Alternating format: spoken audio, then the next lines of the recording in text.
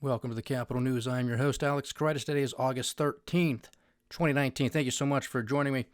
So we're going to focus primarily today on Donald Trump, his comments on the tariffs, or the supposed tariffs that are supposed to go into effect on September 1st on $300 billion worth of additional Chinese exports headed to the United States. There's a turn of events, at least partially, at least temporarily. We're going to talk about that. This gets to the heart of my letter to the President of the United States that was written all the way back in the middle of May. We did a podcast on it. I took the time to read that aloud. Check it out. If you'd rather read it, I would welcome that. Check it out on thecapitalnews.com, the letter to the President. The primary focus, the primary topic of that letter had to do with the credibility of the President. And I don't just mean Donald J. Trump. I mean the office of the Presidency of the United States of America. He's not in Trump Tower anymore. What he wants to do to his own reputation is his business. But what he does to the reputation of the office of the Presidency of the United States is all of our business. And when you speak out of both sides of your mouth, which is really what it's starting to come down to when it comes to trade, which is exactly what the president did today, he and his advisors have been primarily telling us that tariffs are not paid by the United States at all. Nobody in the United States is paying the tariffs. Not the importer-exporters, not the consumers, nobody. It's the Chinese. That's how this whole thing works. That's what we've been told for months, and we've said this is a lie, or it's incompetence, because in order to tell a lie, you have to know the truth. So if he knows the truth and he says it anyway, it's a lie. If he doesn't know the truth but just says these things, then he's ignorant and he's incompetent. Both are unacceptable, because this isn't rocket science. This is basic economics. These are tariffs. They are taxes. He is ill-advised, whether this is his doing, the president, whether this is his advisor, primarily Peter Navarro, who needs to be fired. What a disservice he is to the president and to this nation.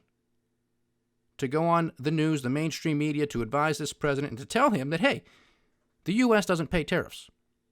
It's China. They pay it all. They'll devalue their currency. They lower the prices. There's no bad effect here.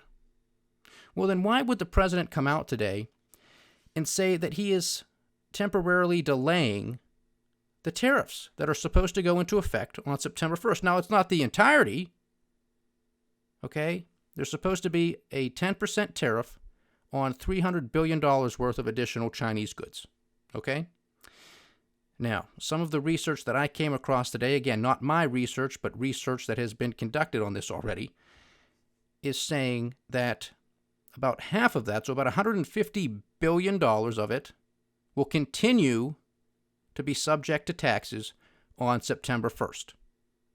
The other half, the other remaining $150 billion, is going to be delayed until about December 15th. Now, Donald Trump was asked the question, well, why are you doing this, sir? Well, just in case it affects consumers, meaning higher prices, especially around the holiday shopping season. Because God forbid Americans have to take a little bit of a hit because they can't buy the most expensive, fascinating toys and gadgets coming out of China. Can't wait to buy the new iPhone, the next laptop, the best next camera, the whole bunch of things that people can't afford, they don't need, they don't use. But that's America. This is the consumer-driven economy. This is the ideology that wealth and accumulation of objects constitutes wealth. That's a problem with this society. This is why we have the amounts of debt that we have in this country, because people just keep spending and spending and spending. Well, it's good for GDP. Who cares? Is it good for society? Is it good for your personal finances? Have you saved up? Do you have a retirement account? We know the answer to this. Most Americans do not. Most Americans live paycheck to paycheck. Most Americans cannot come up with $400 cash in the event of an emergency. This is not the best economy ever in the history of the United States, which is another outright lie. So this calls into question the credibility of the president himself and, by association, the office of the presidency of the United States. This is unacceptable. It's also not a coincidence that we've had the market selling off, which we've been talking about here for the past week or so. And now, well, you know what? Donald Trump, that's his baby. The stock market is his baby. We can't have that going down too much now, can we? There is a treasure trove of evidence. Mainstream media, the Twitter feed, from the president himself, from his closest economic advisors, his trade advisors, coming out and making statements. If the stock market is selling off, somebody comes out and makes a statement, and it turns the markets right around. How the markets still buy this BS is beyond me, but this is just the fact. This is just the environment in which we find ourselves. Wall Street doesn't care. They're just looking for any excuse to buy. You have computer algorithms trading on headlines. They scour the internet. Boom, they just trade. That's what they do. Now, I still think net this is going to be negative. I still believe the markets will continue their sell-off. I am just asking for markets to behave as markets are supposed to behave. That is to say, they're supposed to find fair value. On both sides of the political spectrum, Democrats and Republicans alike, nobody calls out the president on this, and I'm quite perplexed. Because as far as I can tell, this is market manipulation. On the one hand, you would think that Democrats would be chomping at the bit. Wealth inequality, income inequality, looking out for the 1%ers who own the vast majority of financial assets. You see some sort of financial dictator. And on the other hand, you have Republicans, supposed the free market capitalists of the bunch. Well, he's not supposed to do that. He's not supposed to be manipulating the financial markets. He's not supposed to be obsessed and fascinated with the stock market. He's not supposed to come out and move markets. What is he, some sort of financial dictator? That's not how it's supposed to work, ladies and gentlemen. Yet the silence is deafening on both sides. Now, perhaps the Democrats are too stupid to come up with the idea to do this, to say this about the president. And perhaps the Republicans are too afraid to criticize this president because he'll attack them in kind on Twitter in every chance he gets. Again, throwing credibility out the window for the President of the United States. This is unacceptable. This also sets an extremely dangerous precedent. So even if you're somebody who says, well, I love Donald Trump, I voted for him, I think he's doing a fantastic job, fair enough. You're entitled to your opinion, as am I. But do you think the next guy who becomes the President of the United States, are you going to tolerate it when that person does the same exact thing with the stock market or something else, which you will find and call is an abuse of power? Because you didn't vote for the other guy. So he's not on your team. It's not who you voted for. You don't like him. That's all I'm calling here for, folks, because this divide and conquer stuff's got to stop. You want to solve the problems that are before us, you have to be united. In playing partisan politics and say, well, I voted for this guy. He's my guy. He can make no mistakes. You're asking for trouble. That's what you did when you voted for Clinton. That's what you did when you voted for George W. That's what you did when you voted for Obama. That's what we did when we voted for Trump.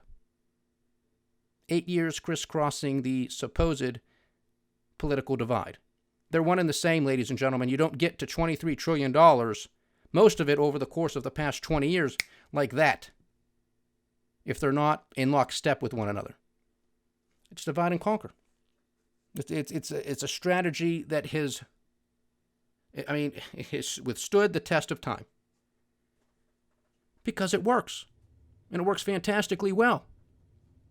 And who's paying the bill? You and me. And another 2-year political cycle is going to come, and another 4-year political cycle is going to come, and you're going to be complaining about the same problems over and over again. It's a broken record. It's a broken record. Is anybody waking up? Is anybody trying to solve the problem? I know what the solution is. I talk about it here all the time. You got to end the Federal Reserve, and you got to abolish the federal income tax. Well, then people say, well, what after that? You can put on a consumption tax, and you allow the free market to do the rest. It's that simple. That's the United States of America. You have a problem trusting other people, then leave. I don't know what else to tell you. That's the club. This is the country. We have a nation of laws, or at least we're supposed to. We talk about the two-tier justice system all the time. That needs to be eradicated. There needs to be a cleaning of the house, a changing of the guard. There does need to be a draining of the swamp. But we have yet to drain the kiddie pool. Our Treasury Secretary is an executive from Goldman Sachs. And I can assure you, ladies and gentlemen, that his right-hand men and women are from Wall Street as well. We have acting secretaries of defense and now the current Secretary of Defense. Well, the former acting was from Boeing. The current Secretary of Defense is from Raytheon. Even General Mad Dog Mattis was a board member of General Dynamics before he became the Secretary of Defense. And I believe he is back again on the board of General Dynamics. Nikki Haley, former United States ambassador to the United Nations, is now a member of the board of Boeing. It's a revolving door, ladies and gentlemen. The swamp has not been drained at all. The military-industrial complex is alive and well. The banking system is alive and well. Everybody continues to get bailed out except you, the average American. I'm not calling for you to be bailed out. Don't get me wrong. But I'm definitely not calling for the banks to be bailed out either. And that's one of the problems that we are going to be facing in the 2020 presidential election, because that is one of the arguments that the Democrats are formulating. If it's okay to bail out the banks and Wall Street and major corporations to the tune of trillions of dollars, and that is correct, it is trillions of dollars, then why can't we bail out the average Joe? Why can't we bail out the 18-year-old, the 19-year-old, the 20-year-old, the 21-year-old who has $50,000 worth of student debt? What was his or her crime? They're just trying to better themselves and get an education. Why can't they be bailed out? You can bail out Wall Street. They committed fraud. They sold terrible products to people who didn't understand the complexity of it and said, well, too bad. We gave you a prospectus. You should have read it. You didn't understand it. You should have got an attorney. Can't afford an attorney, then maybe you shouldn't be investing. I mean, that's the argument.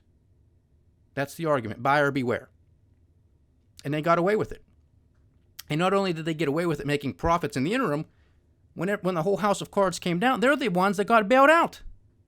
So it is an attractive argument for the Democrats to come out and say, you could bail out Wall Street, why can't you bail out Main Street? And when you have the level of income inequality such as it is today, that message really, really resonates. And the sad thing is, it really, really resonates. Because people don't understand the economics and the mathematics behind it. It is unsustainable. It was unsustainable to bail out Wall Street and major corporations. We have those conversations here every day. That's what we talk about with quantitative easing. That's what we talk about with lower interest rates. That's the malinvestment that it fuels. The subprime crisis and everything that stemmed from that was a problem of lower interest rates for too long, causing malinvestment. You then had candidate Donald Trump calling that out, saying it was a bubble, that the Federal Reserve is causing bubbles. They don't know what they're doing. The stock market's in a bubble. This is a wealth transfer from the majority of Americans to the top 10%, the top 1%. And that's exactly correct, folks. It's exactly correct. And I said, well, maybe this guy has it. Maybe he's going to do it, because there's no way I was voting for Hillary Clinton. There was no way. But maybe, just maybe, Donald Trump actually gets it. He wins, he becomes the president of the United States, and lo and behold, he continues to blame the Federal Reserve, but now he wants them to cut interest rates again and embark on more rounds of quantitative easing. The exact problem he outlined when he was a candidate. Meet the new boss, same as the old boss. The Federal Reserve is front and center in the swamp as well. How do you think all of this stuff is financed? How do you think these endless wars are financed? How do you think the welfare state that is bankrupting us is financed? You see why I say abolish the Fed? Get rid of the federal income tax? You want to start starving the beast? You want to start solving problems? That's what you got to do. It's not going to be an easy task. No way, no how. They're collecting $4 trillion or $3.5 trillion, and then we spend $4 trillion. And it's actually more than that. And if I have time, I'm going to get back to the U.S. debt clock today, because we usually bring that up every once in a while. And it's been a while since we went through that conversation with the U.S. debt clock.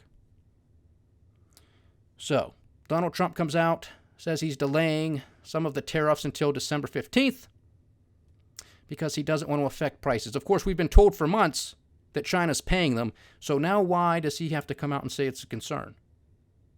Interesting, isn't it? Calling in the credibility of the President of the United States, himself and the office. So where does this leave China? What do they think? Were they just sitting back and saying, we're not going to say much.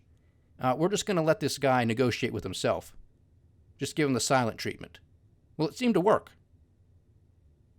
It seemed to work. Because we were told by Donald Trump after the G20 summit at the end of June from Osaka, Japan, there's a trade truce. China has agreed to buy more U.S. agricultural products. China claims they never made that claim, but it was in negotiation. Donald Trump never put a deadline on the trade truce as to say, okay, well, there needs to be another 90-day period where we have to come up with a deal. Otherwise, there's going to be more tariffs. That was the original agreement late last 2018. There wasn't an agreement come March, 90 days. Tariffs went on. No timeline this time. So nobody was in a hurry. That's what we were told from the president. Nobody's in a hurry. We want the right deal, not just a deal. We want the right deal. Then all of a sudden, out of nowhere, boom, Thunder Thumbs takes to Twitter, and we have another escalation. Oh, President Xi, the Chinese, they're taking too long. I thought you just said we're in no hurry. Now they're taking too long. Now they're reneging on not taking more U.S. agricultural products. In the meantime, we're bailing out our farming industry to the tunes of tens of billions of dollars. Also in the meantime, we have multi-year high farming bankruptcies. So hashtag not winning, Mr. President. Hashtag not winning. This is the problem with tariffs. This is the problem with trade wars. It's tit for tat. You want to flex your muscles? You want to puff your chest out? This is what happens because they called your bluff. China called your bluff. They just sat back and they said, you know what? Let's just let this guy negotiate with himself. Let's see what he does. Let's see if he'll actually put those tariffs on those goods. And he's not. He's delaying them. He's delaying them. And it still remains to see if the president will follow through with the $150 billion that remains that are set to go into effect on September 1st. Not a good move. I don't think this is any part of the art of the deal. Not at all. S&P gained 42.5 points, an increase of 1.5%. The Dow gained 372, also a gain of 1.5%. The NASDAQ really took off, gaining almost 2%, gaining 153 points. The Russell 2000, the small cap index, gained back 16, which is an increase of 1%. The Dow Jones Transports and the New York Stock Exchange both up 1%. Oil caught a bid after this news because now, well, lo and behold, everything is A-OK. That's not the case, folks, but this is what happens. So oil we have trading at $56. That's WTI. Brent, the international metric, is trading at $60.75 a barrel. Gold and silver were also catching a bid earlier this morning on the back of the news from President Trump. It did a reversal as well. Gold is at $1,504 an ounce. Silver is trading at $16.91. The U.S. 10-year Treasury is back at 1.68%, so a little change from yesterday's podcast, but slightly higher than yesterday. We're still monitoring the yield curve between the 2 and 10-year. It did narrow. We are closer and closer to entering negative territory. This is a very strong and valid recession indicator, period, stop, End of story. Don't let anybody tell you otherwise. Don't let anybody tell you this time is different. The VIX, the volatility index, lost another 17% and is now trading at $17.52. So this is market manipulation as far as I'm concerned. I do always anticipate that there is going to be some sort of rally. If the market is selling off, it's going to pop back up. Likewise, if a market is rallying to the upside, I expect a pullback every once in a while. Markets do not go straight up. They do not go straight down. But when you have a president of the United States coming out, making statements that moves global financial markets to the tunes of billions, if not trillions of dollars, we have a problem. When we have central bankers that come out and give speeches and make comments that move financial markets to the tunes of billions and trillions of dollars, we have a problem, ladies and gentlemen. I don't know how else to say it. I don't know what you don't understand if you don't understand it. It's pretty simple. This is the furthest thing from a free market capitalistic system in the United States. Not even close. We have a deficit that is out of control. We have no fiscal conservatives talking about it, keeping this president in check. The Democrats obviously don't care. That's their whole economic model. Tax and spend, and then you have the Republicans who might come in and they say, well, we're going to cut taxes, but we're going to continue to spend as well. And that's exactly what we've seen. This is pure lunacy, terrible economics, terrible policy. So there's no end in sight on this. The one thing that Donald Trump and the Democrats could agree on was increasing the debt ceiling. So thank you, Mr. President. I mean that sarcastically, because everybody else is going to have to foot the bill, which is how it works. It's exactly how it works. So you give us a tax cut, okay, put a little more money in our right pocket just to take it out of our left pocket a little bit later. And it's going to be happening right now because, that's what happens when you increase the debt. That's what happens because it also increases inflation, because where's the money coming from? Oh, yeah, that's right. We got to print it. We got to expand the money supply, and that is, by definition, inflation. So those extra dollars that you just put into our right pocket, they're now less valuable than they were because of the inflation that we have to contend with. Another thing that we have to look at today, too, on the back of this news was a strengthening of the U.S. dollar relative to a basket of currencies. We still anticipate that the dollar will continue to rally against other currencies, or at least strengthen against other currencies, regardless of the situation, at least for the present time, because this is a race to the bottom. The United States remains the best-looking girl at the dance. Currencies trade relative to each other. So in order for the U.S. dollar to really devalue, the Federal Reserve would have to come out with a nuclear option, basically really, really cut interest rates and perhaps say we're going to be embarking on another round of quantitative easing. That would probably do quite a bit of damage to the U.S. dollar. That's why we say be diversified. Look at precious metals. Do your homework. It's never a bad thing to be diversified and to have a little bit of gold and silver in your portfolio one way or the other. Some other news on the trade. Well, it's kind of related to the trade and tariff stuff because you never know what Tariff Man is going to do. He uses tariffs as part of the immigration, as part of trade, obviously. So what am I talking about here? Well, we have a new president-elect of Guatemala, and he is making claims that the asylum deal, the recent asylum deal, pretty much designating Guatemala as some sort of third-party status country here, basically saying that if you're immigrating to the United States seeking asylum, you have to stop in Guatemala, and the United States will hear your case from there, basically. That's where you're staying. That's where they're going to hold you. The president-elect of Guatemala is saying this asylum deal is not workable. Now, this could be politics. I am by no means an expert on Guatemalan politics. This could just be his rhetoric for the voters, but it's also probably true to some extent as well. Because Guatemala is a poor country, and if you have the waves and waves of people pouring through Guatemala, how is Guatemala, their government, going to be able to take care of these people? I just don't know how it's logistically and financially going to be how they're going to be able to do it. Unless the United States is going to send them billions and billions of dollars to house these people, to feed these people, to give them the medical attention that they will require. Because, some of them are going to be sick or get sick while they're down there one way or another. Because if they don't take care of them, then it's going to be a huge human rights violation, a UN problem, and the mainstream media is just going to be chomping at the bit to blame Donald Trump and his White House as to say, well, how can you let this happen? So, this is going to turn into a you-know-what show, especially if the Guatemalan president-elect follows through with this. Now, it might be able to be renegotiated, maybe workable, better for the Guatemalan people. I don't know. But this is something that we always say to be on the lookout for, because nothing is final.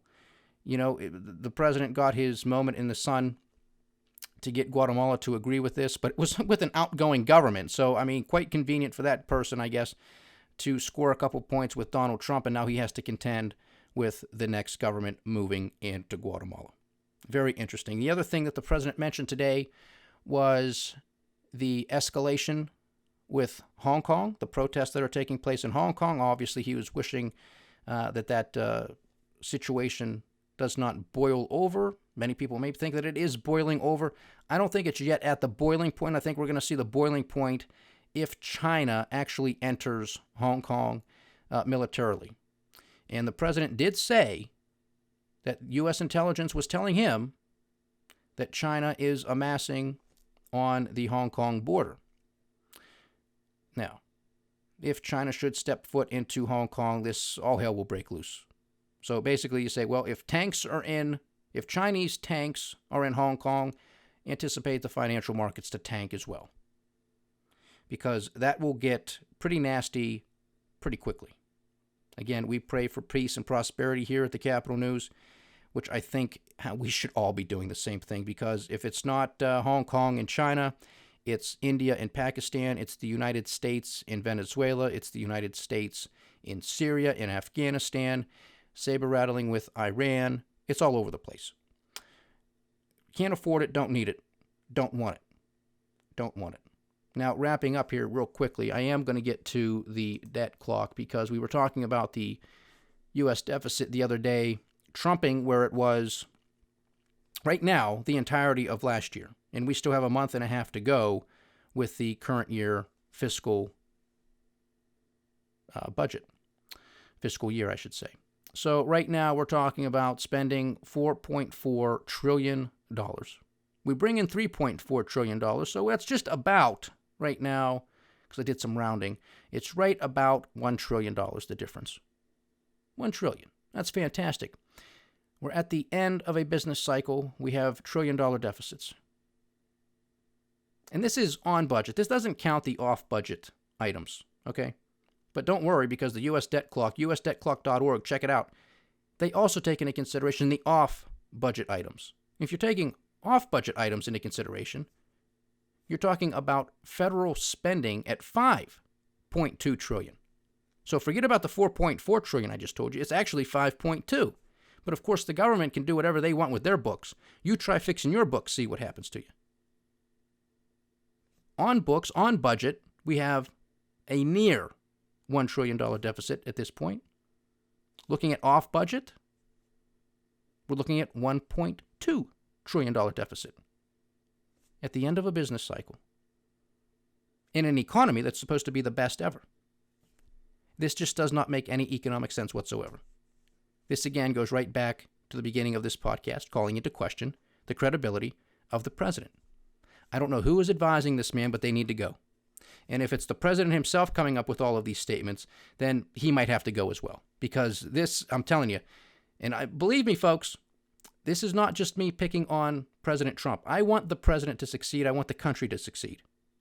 Had this been President Obama, I would have been calling him out left and right. Had this been George W. Bush, I'd be calling him out left and right. President Obama, if you like your doctor, you can keep your doctor. Didn't happen. Health insurance costs and health care and medical care, those costs are just going to drop. Didn't happen. You have people, it's so expensive to even use their health insurance that they don't use it. They're paying outrageous premiums, and then they have to pay so much out of pocket. Why even have it? George W. Bush. Well, there's weapons of mass destruction somewhere over there in Iraq, I'm sure of it. No, there weren't. We're not going to be doing any nation building. Really? We've been there for 20 years. Doesn't matter who's in there, folks. Get that around your head. Get that in your head. Tattoo it to your forehead if you have to. It's a big club. We ain't in it. Thank you so much for joining me today, ladies and gentlemen. It's been a pleasure having you. As always, please like, share, subscribe, get the word out. Stay diversified, Stay vigilant and stay with the Capital News. I am Alex Koritis. Godspeed.